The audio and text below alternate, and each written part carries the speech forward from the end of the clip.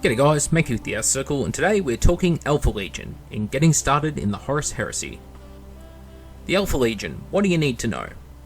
Well, basically, they're like the Thousand Sons meets the Raven Guard, and that may sound a bit silly to a lot of people, especially the Thousand Sons part.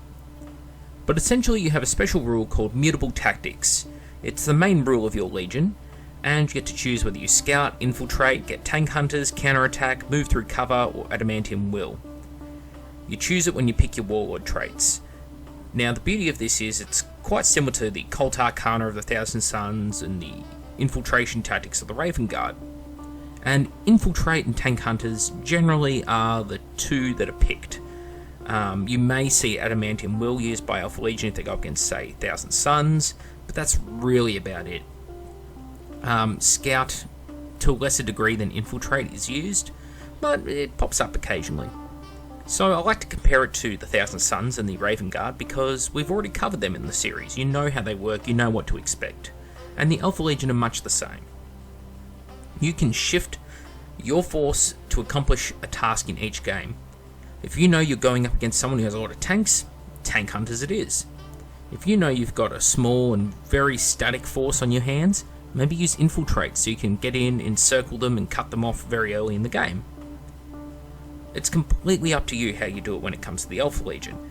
And with dedicated transports and the way infiltrating works, yes, you can have infiltrating vehicles, which is a bit rude, but hey, let's not go into that. Now, the downside of using the Alpha Legion is another rule called martial hubris. If you suffer more units destroyed than your foe, then your enemy gains an additional victory point. Now, it's not too bad, it's only one victory point, and there are actually ways of gaining points back later on, but we'll cover off on that later. Now, when it comes to unique war gear, you have Bane Strike bolter rounds, which are, once again, a crappy version of rending, where you've got normal bolt guns, and what happens is, if you roll a 6 to wound, they become AP3. It's very expensive for what it does, and a lot of the units that can upgrade to it have better options already, such as Seekers, for example. They would rather have the Strength 5 AP2, I'm pretty sure, than the ability to occasionally sort of maybe possibly rend power armor. So, yeah. I don't know. I've never seen it work fully. I've seen people try whole armies full of the stuff, and it's pretty mediocre. Sounds great because everyone likes to think, oh yeah, Heresy's absolutely full of power armor. It really, really isn't. It's one of those things that they put a lot of point sink into it, but it's like there's that many forces that are full of 2+ armor saves, toughness 5 units, toughness 7 units, things that are 4+ or 5+ armor saves. That, you know, it's no better really at killing 5+ armor saves or 2+ armor saves than a regular bolt gun is, and you pay all these points for it. So, not my favourite upgrade. Yes, you can upgrade heavy bolters with it as well. Could work. I've never tried the tactic myself. You'd need a lot of heavy bolters, I think, for it to come in handy. Interesting choice of other special weapons you have. Power daggers. They're strength -1, so you'll be striking at strength 3 with a lot of units, and a specialist unit. But they're only 5 points. So if you've got Paragon Blade, Chain Fist, Single Lightning Claw, Power Fist, any of those sort of combinations, 5 points extra, buy a Power Dagger, and you get an additional attack. Why not? If you have, say, a Praetor, maybe you have Power Dagger, Paragon Blade, so you get that +1 attack. Take digital lasers, combine that with the Paragon Blade, Power Dagger on your Praetor, you'll be looking at about, 7 attacks on the charge, Strength 5, AP2, yeah. Pretty good. So, yeah, good on characters of all kinds, so Squad Sergeants, Terminator Sergeants, so like your regular Power Armoured Sergeants could strike consistently with 3 attacks, 4 on the charge with a Power Fist, and that's just your basic bitch infantry. So, yeah, pretty handy. Now, Venom Spheres grant a Hammer of Wrath attack to the person holding them when you charge. Can be pretty handy.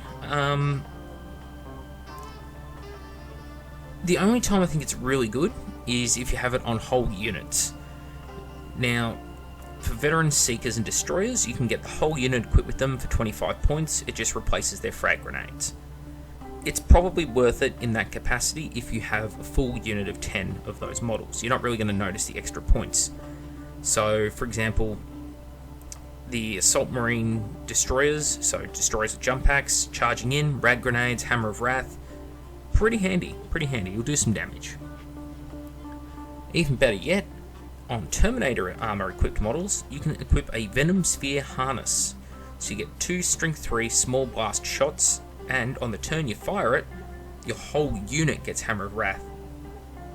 One use only, but counts as frag grenades, and Terminators don't come with frag grenades. So it will help you out if you're charging into cover or that kind of thing. Now, there is a relic, the Cana. It's an interesting one because it's a virus pistol, similar to the Nanite Blaster relic. You shoot a Strength 4, AP 4, poisoned and rending shot. The interesting sort of special rule here is that if you do wound a squad, that unit takes D6 toughness tests each turn for the rest of the game. And for each failed test cause, you take a further wound with no saves of any kind allowed.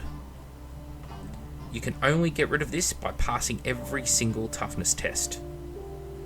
So, could be pretty good on like a Maritat or that kind of thing, but again, not the strongest of weapons. At AP4, you're relying on that rending to do a lot of the work. I think it would be incredibly strong against Solar Auxilia or Imperialis Militia, but it's a relic weapon and you're only going to be using it in campaigns, so good luck getting it in the first place. As for specialist units, you have 3. You have a custom HQ called the Saboteur. This is a console upgrade, so you buy your Centurion, you upgrade them to a console, that's your Librarians, Apprentice Medicaes, Forge Lords, Champions, that kind of thing. And this one's pretty similar to the Vigilator console. You get D6, Strength 6, AP 3 hits against units that have a toughness value prior to the game actually starting, or an automatic penetrating hit on a vehicle with an armor value at AP 2. Now, it ignores covers, it's reliable because it will always hit, but the thing is, Saboteur has to deploy from reserves, you can't join any units, you don't have any sort of buffs for being a lonely model. You just end up as a single model which costs too many points for what it does, sitting in the middle of a table, and yeah, it's just an additional unit the other guy can kill off to try and get a free victory point at the end of the match. I don't rate the Saboteur. It's really lacking as a HQ option right now, and some tweaking of the rules needs to happen from Forge World before I could ever recommend it. Now, the Headhunter kill team is the Alpha Legion sort of Seeker squad. Horrendously expensive in points. Instead of having the preferred enemy special rule against one unit, they get Infiltrate, which you can kind of get from Mutable Tactics, so not that great in this case. You can exchange special ammo for Bane Strike only combi bolters. You're paying for it. They have Implacable Advance, which means they are scoring, and precision shots. Every one of them can take a combi weapon, and yeah, it makes them more adaptable, but they start getting very expensive. I can't, in my right mind, recommend them in their current points state. I think they're just too expensive for what they offer.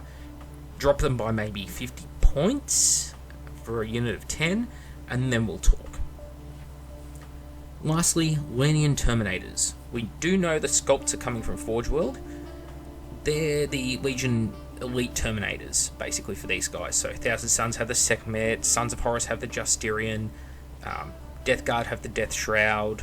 Well, the Alpha Legion have these guys. They're pretty cool. They all come with Cataphractii armor, they've all got power axes and Volkite charges. Their weapon skill 5, scoring, stubborn. Pretty good. 3 points more than a regularly equipped normal Terminator from another Legion. But instead of taking a Reaper autocannon or a heavy flamer, you can take a conversion beamer on these guys. And that's really strong. The downside in my mind is that the conversion beamer is best at long range, something like a sniping Forge Lord or Tech Marine in the corner of the battlefield. Not as great up close. Still a strong weapon, small blast, strength 6 up close, good weapon, but not a great weapon. It's sort of counterintuitive to what the squad's armed with as a whole, so again, can't really recommend it. Now, before I move on from points and rules into models, two quick little things I want to bring up. First, your Primarch Alfarius is the weakest of the Primarchs, but gives incredible amounts of buffs to the army, and his buffs get better the bigger the points get. For example, one of the things I believe he gives the whole army off the top of my head is Preferred Enemy. Now, that is huge, and the more points you add to your army, the more huge that gets. So you've got to keep that in mind, that your army is the sort of army that gets buffed, where armies like the World Eaters, their Primarch comes in and they don't get any better, they just have this unit in the middle that's a Death Star on his own that just kills everything. Well, the Alpha Legion had Alfarius, and the whole army gets a crapload more powerful, and you also have a lot of debuffs to your enemies, so something else to keep in mind. Anyway, I've waffled on enough about rules, let's talk models. First up, Armilius Dynat, Harrow Master of the Alpha Legion. This is a pretty cool model, very, very Alpha Legion, makes a great Praetor even if you don't want to use him as a special character itself, who's a pretty solid special character, I'll add. And you could also use him as, well, any kind of consul, pretty much. He's a good all-rounder, good base to use. I would suggest using him as a Centurion or a Champion in this particular army, or even a Siege Breaker. You could probably have some fun with that. The next miniature is not necessarily sold unless you want to go to the UK and buy it, but you can kit bash your own, and that is a Legion Delegatus. The Legion Delegatus consul is, well, in fact, the Alpha Legion has their own specialist version of him called Ortelion Score, who is a special character, and this is his model. But the Delegatus is an upgrade to a Centurion, and this particular consul is a mere 15 points. He becomes a Master of the Legion, much like a Praetor, and allows you to take a Rite of War. This model is fantastic value for points in Zone Mortalis games. And one of the cool things about him is he's only a 15-point upgrade, which is the cost of the free mastercrafted weapon he gets. So, yeah, pays for itself. Pretty cool. He also has a Rite of War that allows you to take veterans as troops, and we will be going around a veteran theme for this army.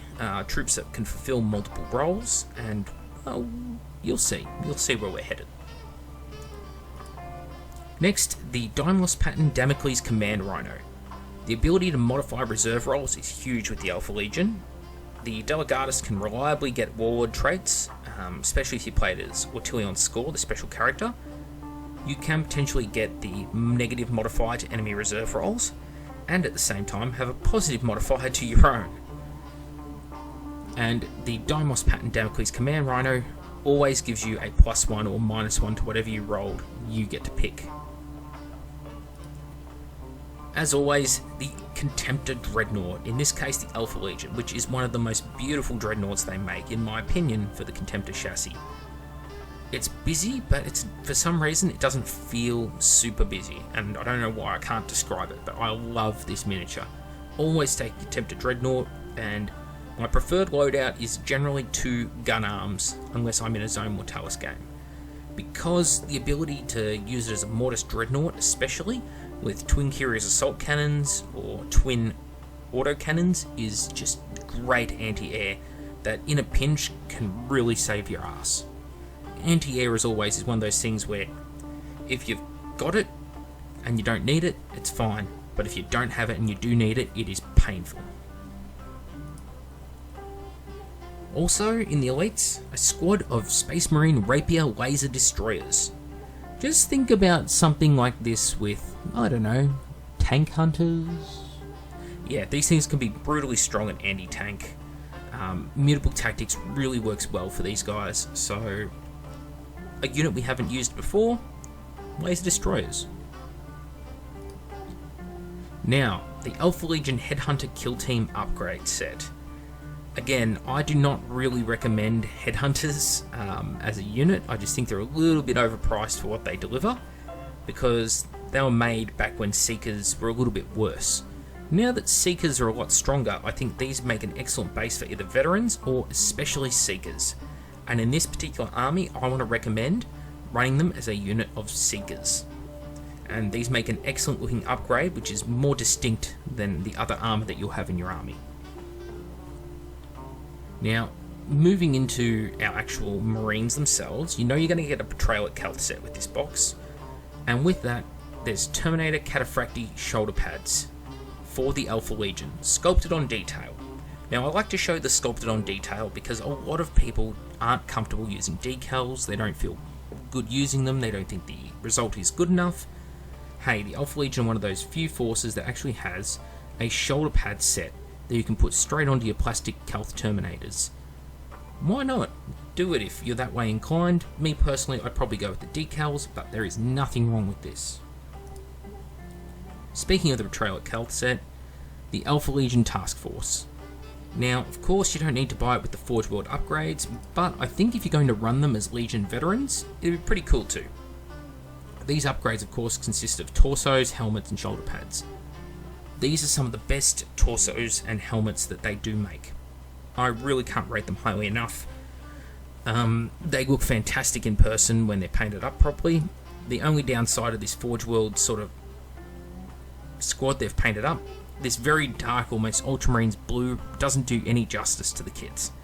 So, it is what it is. You don't have to buy the Betrayal at Kelth with all the upgrades, but I think if you're running a Delegatus and you're using the veterans as your main core troops in the army, which again, mutable tactics stacking with the veterans picking their own special rules, that's a lot of special rules you can put on these guys, and they're scoring units. Very strong units, veterans. And I do think that in order to make veterans stand out from tactical squads in all my armies, I like to put Legion upgrades on them. Make them look special. So, with that in mind, if you're going to be using Legions, veterans, combi weapons, combi weapons, combi weapons. Flamers are solid, especially if you're running preferred enemy. Jesus, are they strong. But then Soul Plasma and Soul Melter. You're just paying points premium for certain things. Melter on veterans with tank hunters, insanely strong. But if you've got the preferred enemy stacking, then Plasma. Definitely Plasma. Rerolling ones and to hit and rerolling ones on the to wound. Yeah, you can take down things fast. And don't think that you're going to be too many points. These things are not too expensive. 2 or 3 combi weapons in a squad of veterans can be very solid. Now, transports. Because of the ability to scout or outflank with units, infiltrating units, or even sitting in the open and stacking other upgrades like tank hunters, you need transports. At the very least, you want to be running Deimos pattern rhinos, and in the perfect world, Land Raider Proteuses. Now, the Phobos is also a solid option. If you do have Proteus though, I would suggest running it with the upgrade for the comm relay. And this has an interference mode which negates enemy reserve rolls. And this can stack with like your Warlord trait that you'll probably have that also negates enemy reserve rolls, and you can make life really difficult for people. If Alfarius is also in the Force, I do believe you can get it so that they can only bring their reserve rolls in on a 6 in the first and second turn. So, yeah, pretty rude, pretty brutal. But that's the thing, you're outplaying your enemy, you're saying you're the master of strategically employing troops and picking the time and place of a battle, which is pretty fluffy. Now, remembering we also picked Seekers earlier for our fast attack, let's pick something else that has that ability to outflank and hit armor and vulnerable units in the side, and that is the Javelin attack speeder, in this case with Cyclone missile launchers.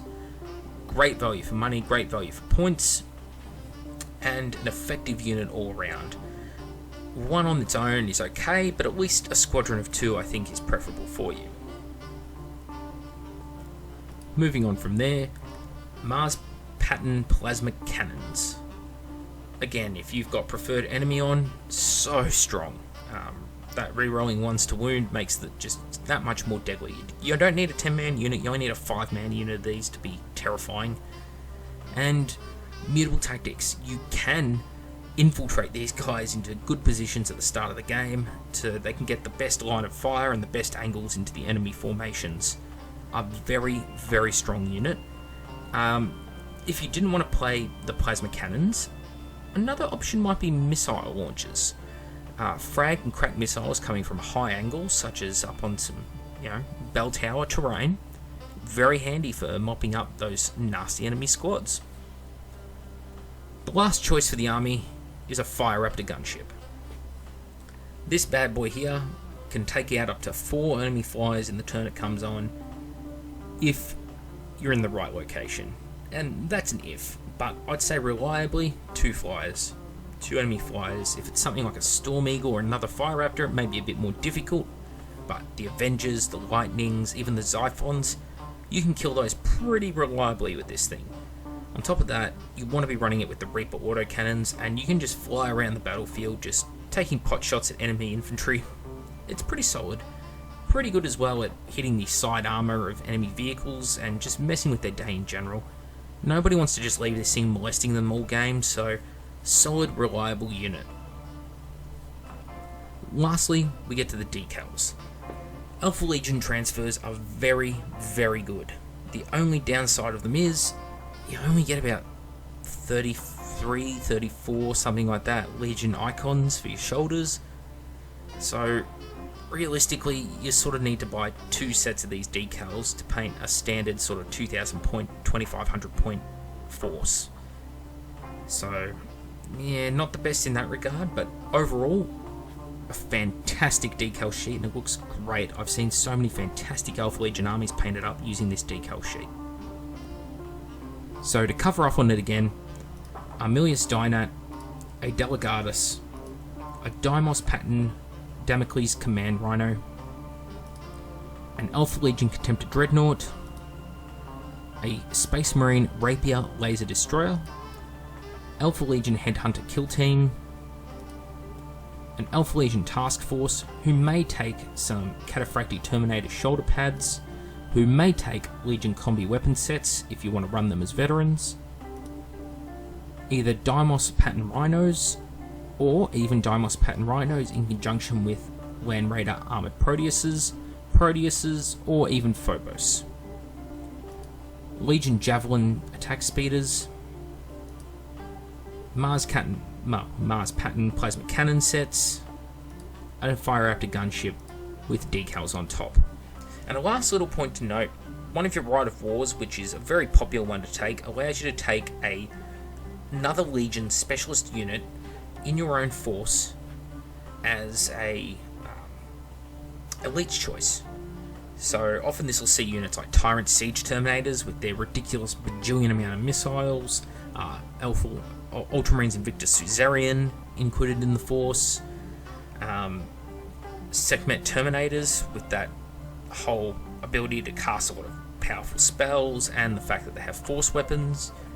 So it's an interesting mix of what you see included in your force. Again, these are starting forces, so we don't cover off on it too much, but I thought it was worth bringing up because it's something to think forward to in the future when you have preferred enemy Sekhmet Terminators in your Alpha Legion army. Yeah, it's pretty bloody rude. Anyway, I'm back with the Outer Circle. Thank you all for watching the Alpha Legion. The next episode in this series will be the last on the Legions for a while, and that will be the Shattered Legions. After that, we're going to be moving on to the Mechanicum, the Solar Auxilia, the Imperial Militia, and then we're going to cover off on the armies of Dark Compliance. And then we'll be looking at the Talons of the Emperor, and hopefully Sisters of Silence will have a few more units by then, and we can actually show them off and talk through it. But the Custodes and the Talons of the Emperor, it's a difficult one, and not one I really want to do. I may even skip it out because the army is not in a great place balance-wise or rules-wise. A lot of rules and war gear and things like that are missing, and frankly, it's 2 armies, the Sisters of Silence and the Custodes, put into one list when really they should be 2 separate lists. And it's really hard because you can't give a well-rounded army list that focuses on the 2 factions combined together, because most people just run it as one or the other. Very few people are running a fun, fluffy, balanced Custode and Sisters force. Most people are just running it as either solid Sisters or solid Custodes.